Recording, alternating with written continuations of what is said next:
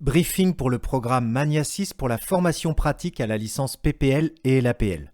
Nous allons voir durant cette vidéo les virages en palier en montée et en descente, la symétrie du vol et la relation dans le virage. Le programme Mania 6 fait partie de la phase 1 de la formation Mania Tour de piste. Les deux objectifs de ce programme Mania 6 sont tout d'abord d'effectuer des virages symétriques en palier, en montée et en descente, et de maîtriser le rayon et le taux de virage en fonction de l'inclinaison et de la vitesse.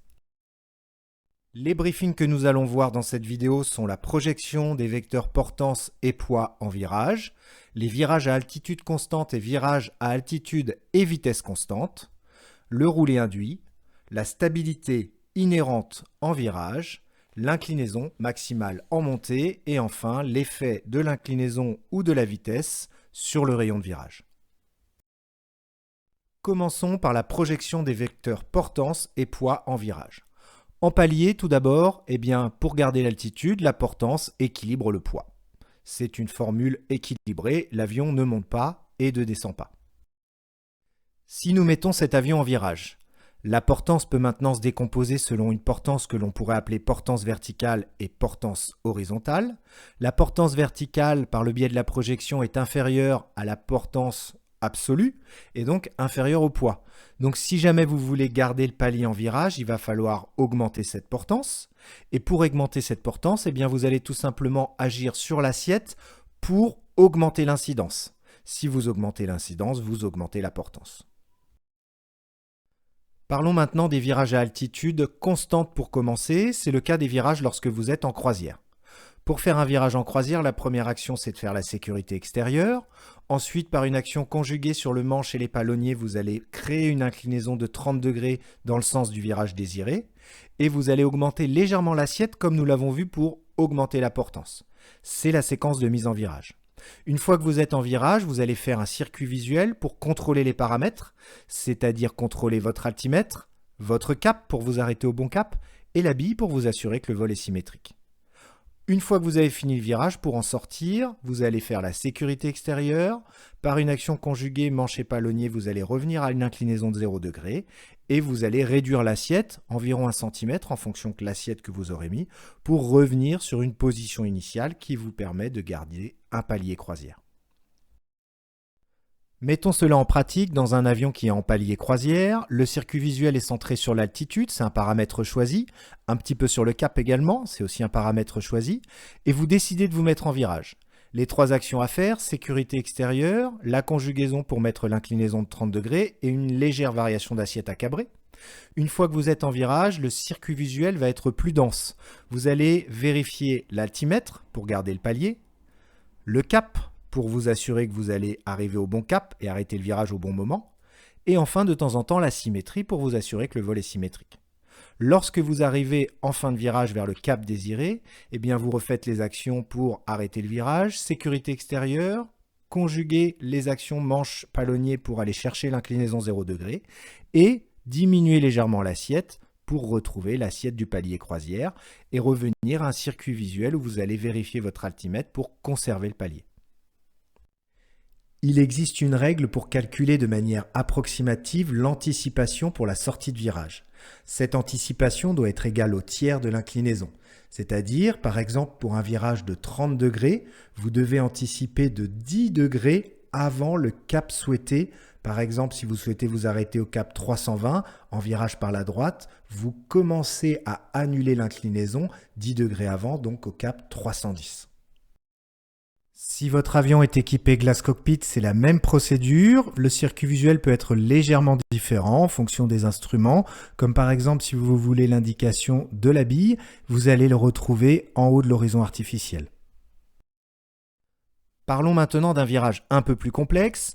C'est un virage à altitude constante toujours, mais maintenant également à vitesse constante.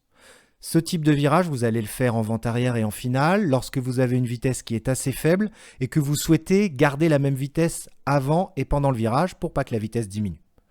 C'est les mêmes actions pour vous mettre en virage, mais par contre, vous allez rajouter une légère augmentation de puissance. Donc vous faites la sécurité extérieure, l'inclinaison de l'avion, la variation d'assiette à cabrer et vous rajoutez un petit peu de puissance pour contrer la perte de vitesse. Durant le virage, vous allez faire le circuit visuel, mais vous allez rajouter un instrument, c'est-à-dire que vous allez contrôler l'anémomètre, le badin, pour contrôler la vitesse, faire des actions correctrices, éventuellement s'il y en a besoin. Et enfin, lorsque vous avez fini votre virage, eh bien, c'est les mêmes actions de précédemment, mais vous rajoutez une réduction de puissance parce que vous aviez augmenté la puissance. Donc, sécurité extérieure, la conjugaison pour revenir à une inclinaison de 0 degré, la petite variation d'assiette à piquer et la petite réduction de puissance pour revenir sur une phase de vol en palier. Concrètement, imaginons que vous êtes en vente arrière, vous contrôlez l'altitude et la vitesse pour avoir la bonne altitude et la bonne vitesse, et vous décidez de vous mettre en virage, mais cette fois-ci un virage à altitude et vitesse constante.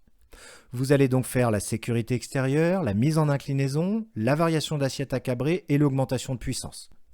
Une fois que vous êtes en virage, installé dans le virage, vous allez faire un circuit visuel pour contrôler l'altitude et la vitesse, avec éventuellement des actions correctrices sur l'assiette pour l'altitude et sur la puissance pour la vitesse. Et vous contrôlez également le cap pour vous arrêter au bon cap et la symétrie pour vous assurer que votre vol est symétrique.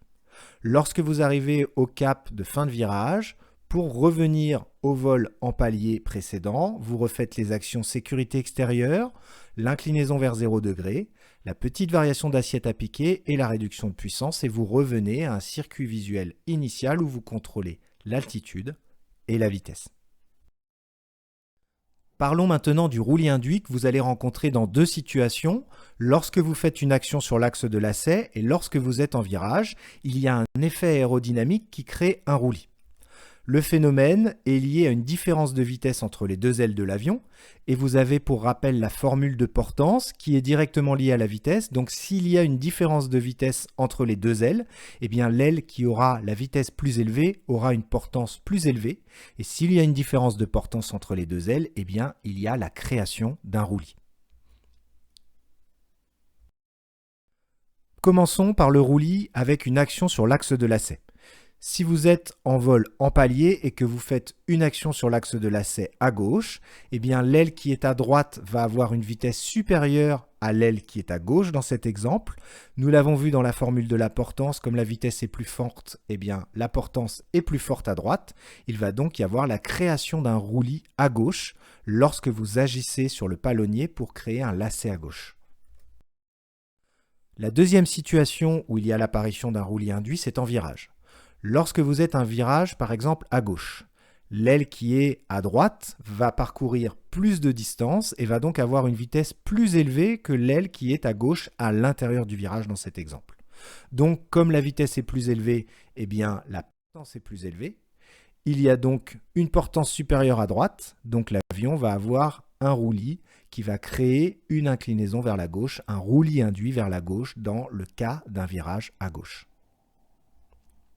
Pour le contrer, eh bien, il va tout simplement falloir avoir une légère action sur le manche, à l'opposé du roulis induit. C'est très faible, mais si vous faites attention, vous pouvez le remarquer.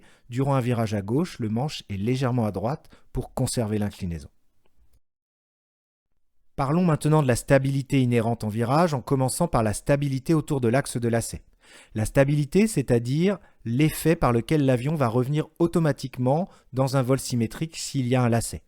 Imaginons à l'écran un avion qui aurait un lacet à gauche, eh bien il y a un effet avec la dérive que l'on peut appeler l'effet de girouette qui est redresseur et qui va avoir tendance à remettre l'avion dans l'axe des filets d'air, c'est-à-dire dans un vol symétrique. C'est la stabilité autour de l'axe de lacet. Concernant la stabilité autour de l'axe de roulis, cette stabilité est principalement due à l'effet dièdre qui va créer une différence d'angle d'attaque, c'est-à-dire d'incidence par rapport à l'aile gauche et à l'aile droite lorsque l'avion est en virage et qui va automatiquement ramener l'avion sur une inclinaison nulle. Lorsque vous êtes sur un virage à gauche, comme à l'écran, l'écoulement à gauche va arriver avec un angle d'attaque plus fort, une incidence plus forte, donc la portance sera supérieure sur l'aile gauche que sur l'aile droite. Il va donc y avoir un effet redresseur, on appelle cela l'effet dièdre. Parlons maintenant de la valeur d'inclinaison maximum en montée. Lorsque vous êtes en montée sur un avion léger, en général, vous êtes plein gaz, donc vous ne pouvez pas augmenter la puissance. Et lorsque vous inclinez, eh bien, la portance sur l'axe vertical diminue, donc l'avion monte moins bien. Et vous ne pouvez pas augmenter la puissance, donc il faut tout simplement limiter l'inclinaison pour limiter la perte de portance sur l'axe vertical. Dans la pratique, en montée, on limite l'inclinaison à 20 degrés, sauf si c'est nécessaire pour la sécurité. Si vous inclinez plus, le risque c'est de moins bien monter, voire de ne pas monter du tout. Pour rappel, lorsque vous êtes en palier, l'inclinaison standard en croisière, c'est 30 degrés. Parlons maintenant de l'effet de l'inclinaison ou de la vitesse sur le rayon de virage. Imaginons pour commencer un avion qui a une vitesse fixe, par exemple 100 nœuds, et nous allons faire une inclinaison différente. Pour l'avion qui est à gauche, une inclinaison importante, par exemple 45 degrés, et à droite, sur l'avion, par exemple, une inclinaison de 20 degrés pour une inclinaison plus faible. Eh bien, le rayon de virage va être plus faible sur l'avion qui a une inclinaison importante. Sur l'inclinaison faible, le rayon de virage va être plus important.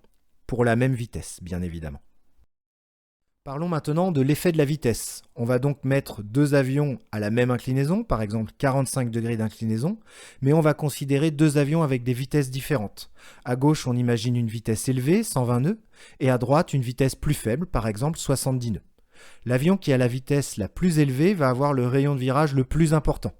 A l'inverse, l'avion qui a une vitesse plus faible va avoir un rayon de virage plus faible.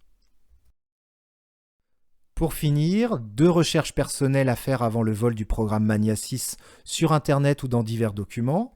La première chose à rechercher, c'est le fonctionnement des magnétos. Et la deuxième chose à rechercher, c'est le fonctionnement de la bille aiguille. Votre instructeur sera là pour répondre à vos questions. Évoquons maintenant les exercices qui seront faits en vol durant ce programme Mania 6. Tout d'abord, vous allez faire des virages à altitude constante, comme nous l'avons vu au début de la vidéo. Ensuite, vous allez faire des virages à altitude et vitesse constante, nous en avons parlé dans la vidéo. Des virages avec différents rayons de virage en faisant varier l'inclinaison ou la vitesse. Vous allez voir l'erreur dans le virage avec un exemple de glissade et de dérapage. Vous allez faire des virages en montée en limitant l'inclinaison. Et vous allez faire des virages en descente. C'est la fin de ce briefing pour le programme Mania 6. Je vous souhaite de très bons vols.